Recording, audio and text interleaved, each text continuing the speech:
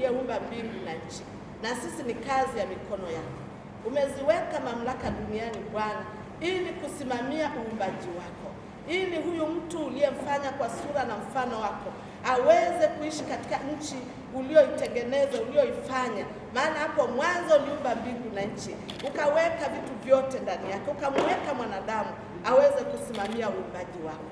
Baba, tuko mbele zako kama Mungu mkuu, muumba wa vitu vyote.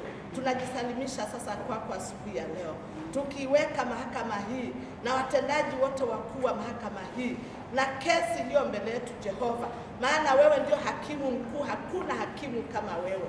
Wewe ukitaka lote liwe linakuwa, hakuna wezee kupindisha au kuwa juu ya mamlaka yako Bwana.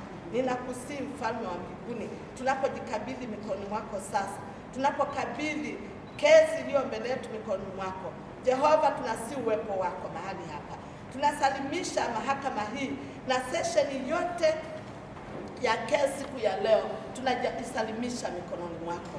Ukaonekane Bwana, uliye hakimu wa mahakimu, uketie juu katika kiti cha enzi Bwana, ukasimame upande wa wenye haki, maana umesema wewe ni Mungu mwenye haki, wewe ni Mungu mwaminifu, na utakalo lote Bwana unalitenda.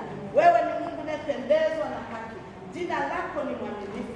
Naiweka kesi hii hiyo mbele yetu mikononi mwako.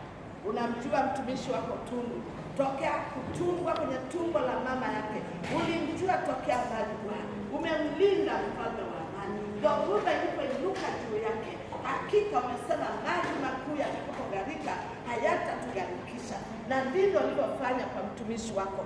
Maji makuu yalipofurika, huku acha agharikishwe. Kila silaha itakayoinuka juu yake umesema haitafanikiwa, na kila ulimi utakaonena kinyume umesema hautafanikiwa. Jehova, tuko mbele zako kama viumbe vyako.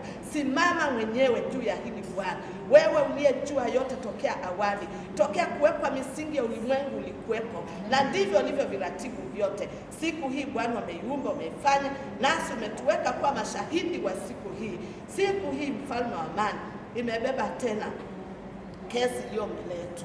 Nakabidhi mashahidi wote watakaoletwa asubuhi ya leo mikononi mwako Yesu, ikiwa wameapa kwa jina lako, usimame mwenyewe kuhakikisha wananena kile walichokiapa. Kama ni kweli, wanene kweli. Wewe umesema ndio hakimu mkuu, utahukumu kila ulimi. Bwana Yesu, asubuhi ya leo ukasimame kwenye kiti chako cha enzi, ukahukumu kila ulimi asubuhi ya leo. Kila kitakachonenwa mahali hapa Bwana, ukahukumu. Wewe uliye hakimu mkuu, ukanene Bwana, ukahakikishe Mfalme haki inatendeka. Majaji na waweka mikononi mwako, ni watumishi wako, umewaweka kusimamia haki katika taifa hili. Simama mwenyewe Bwana. Nchi ni mali yako, ni kazi ya mikono yako, nasi tu watu wako, nao nasimama upande wa watu wako. Umesema ikiwa watu wangu walioumbwa, walioitwa kwa jina langu, watajinyenyekesha na kuomba na kunitafuta uso na kutubu dhambi zao, umesema utasikia huko mbinguni uliko, utashuka na kuipona nchi. Nchi inahitaji uponyaji, uponyaji unatoka kwako Bwana. Tumekuja mbele zako tukijinyenyekesha asubuhi ya leo. Tu wakosefu chini ya jua kama wanadamu, lakini Bwana tunaomba rehema kwa kila kosa tulifanya chini ya jua, ili wewe usimame uliye mwaminifu, ukaiponye nchi hii. Nakabidhi mahakama hii mikononi mwako, na watendakazi wote na mawakili wote na wote ambao tuko mahali hapa Bwana, tunajisalimisha kwako. Hekima yako ikatende kazi, hekima yako ikasimame, maarifa, ujuzi na hekima vikasimame Bwana, vikanene siku hii ya leo. Utisho wako kashuke mahali hapa, utamalaki Bwana kwa kila kiumbe.